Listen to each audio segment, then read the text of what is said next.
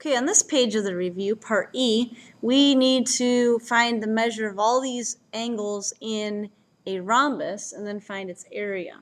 Don't forget that on the test, because if you don't read the directions, you will forget that and lose some points. So, first thing I like to do when I have a rhombus is, again, mark the right angles. They're always, diagonals are always perpendicular. So we're always dealing with little right triangles here, which makes it a lot easier. So we can just start filling in different angles. If this is 37 degrees, this angle down here these have to add up to 180 degrees. So we have a 90 and a 37. So this will be 90 minus 37 down here, which is 53 degrees. So we have a 53 degree angle here. If 1 and 37 are congruent because the diagonals bisect the angles, we can write down 37 degrees for angle 1. Angle 2 is going to be equal to this 53 degree angle, or it's going to, again, have to add up to 180, so you can see it that way as well. So angle 2 is going to be 53 degrees, and so we can mark these. These are all equal to each other. And angle 3 is also going to be 53 degrees. Now the area of a rhombus is 1/2 the diagonal 1 times diagonal 2. So we can substitute in the diagonals. Now we don't have the diagonals, but we can find them. 5 is half of the first diagonal, so the other half is also 5. So the diagonal 1 is 10, and the other diagonal is going to be 8 plus another 8, which will be 16. So this area is going to be 80 inches squared after you multiply it out. Okay, in number 2, again, start with the right angles. I always like to do that when you have a rhombus. Right angles. Angle 1 is 90 degrees right off the bat. This is 52, so this angle is 52, this angle is 52, and this angle is also 52 degrees. So we can do 52 for angle 3 because the diagonals bisect these angles and opposite angles are equal. And then to get angle 2, we just have to subtract from 90 because, again, these three angles have to add up to 180 degrees.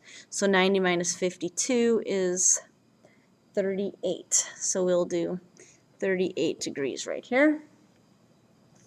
Area, again, is 1/2 diagonal 1 times diagonal 2. We can substitute in. Diagonal 1 is going to be 6 plus 6, which is 12.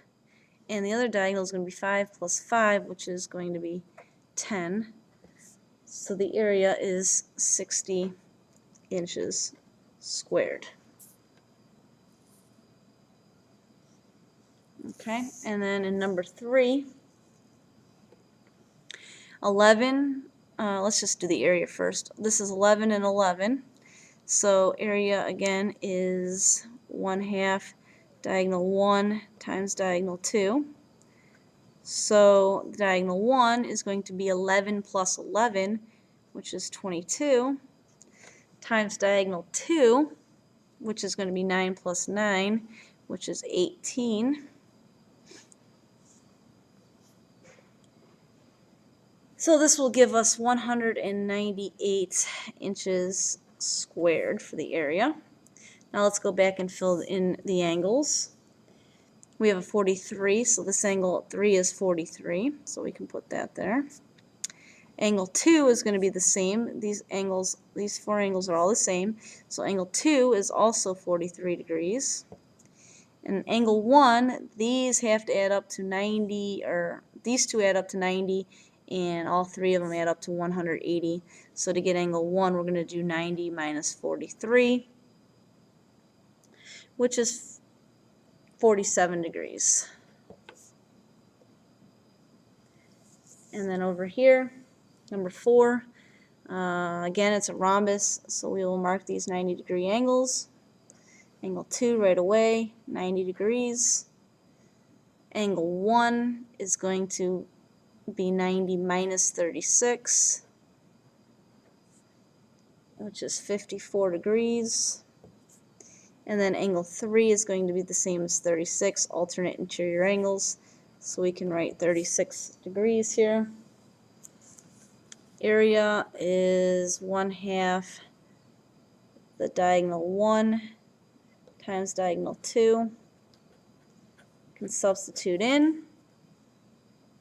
Diagonal 1 is going to be 16 plus 16, which is 32. And diagonal 2 is going to be 14 plus 14, which is 28. If we multiply that out, we will end up with 448 inches squared.